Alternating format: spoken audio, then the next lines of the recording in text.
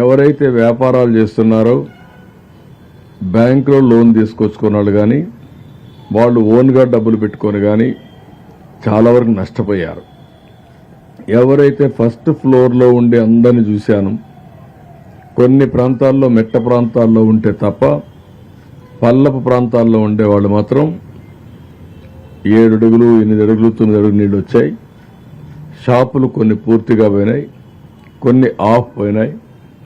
ఆ ప్రకారం మొత్తం అక్కడుండే ఏ ప్రోడక్ట్ అయినా, ఒక కిరాణా కొట్టు కావచ్చు, ఒక మెడికల్ షాప్ కావచ్చు, ఒక ఎలక్ట్రానిక్ షాప్ కావచ్చు, ఏదైనా సరే పూర్తిగా కూడా నష్టపోయే పరిస్థితికి వచ్చారు.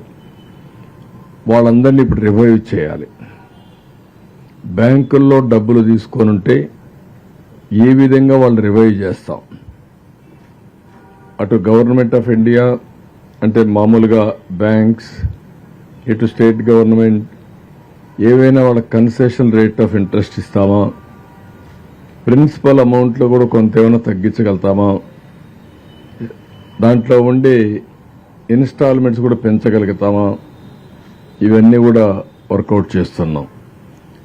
ఈరోజు ఒక వ్యక్తి ఒక 25 లక్షల రూపాయలు వ్యాపారం చేస్తూ ఉంటే 15-20 లక్షల రూపాయలు సరుకు పోయి ఉంటే, లేదంటే 25 లక్షలు పోయి ఉంటే 25 లక్షల రూపాయలు వడ్డీ కడుతూ మళ్ళీ వ్యాపారం చేయడానికి పెట్టుబడి పెట్టాలి.